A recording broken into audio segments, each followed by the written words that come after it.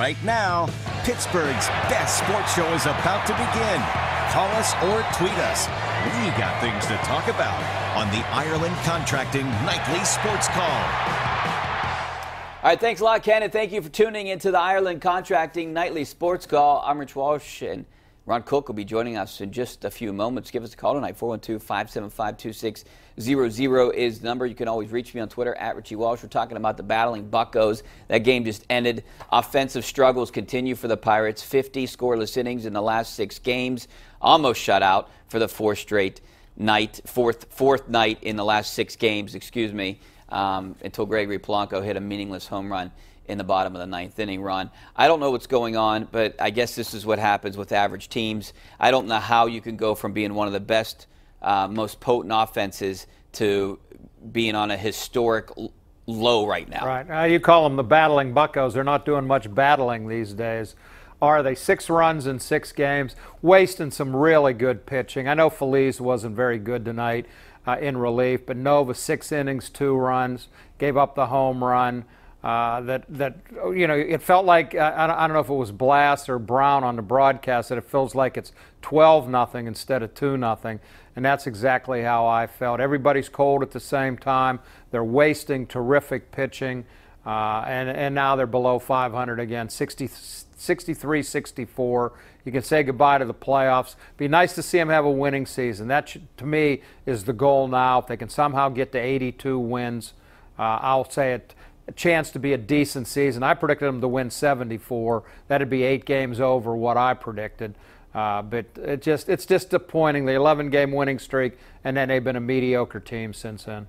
Yeah, I think I had them around 79, 80 games. I forget what I predicted. It was one of the two, 79 or 80. So potentially it could get to that point, but that is an average team. You see what they do. They have good runs, and then they have bad stretches. Very inconsistent. Yes, and I think next year, I'm a little more optimistic, Ron, about next year, and especially because of the rotation. I think they got a good starting rotation. You know, they gave up a heist for Archer, and he's been disappointing in 4 starts. But the other 3 guys, I like Tyone, I like Trevor Williams, I really like Musgrove a lot.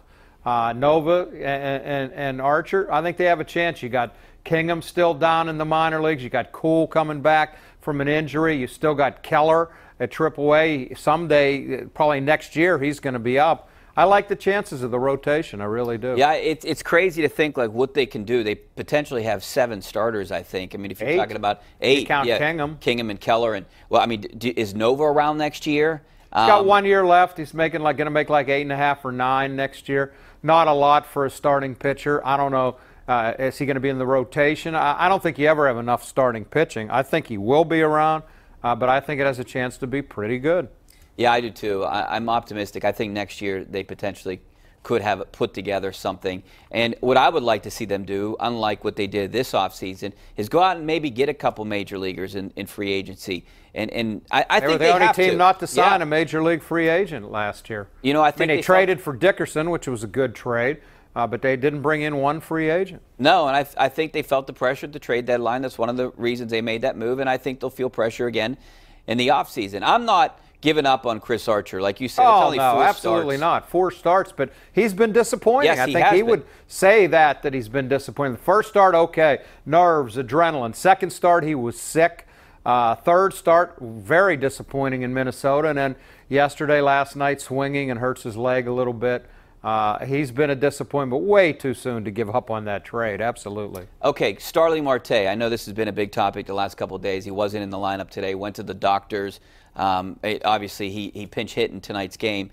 But what is going on with him? And do you agree with what Hurdle did? Do you think he maybe should have done this years ago? I mean, because this is something that's been going on for, 5 years with Marte? Well, I wouldn't have minded if he'd have pulled him out of the game Sunday after he loafed like that. I had no problem with him sitting last night. I thought it was a good move by Hurdle. I didn't like pinch hitting him in the 9th inning. If you're going to suspend a guy, make him sit a game, let him sit the whole game. I don't know what the deal was tonight with him.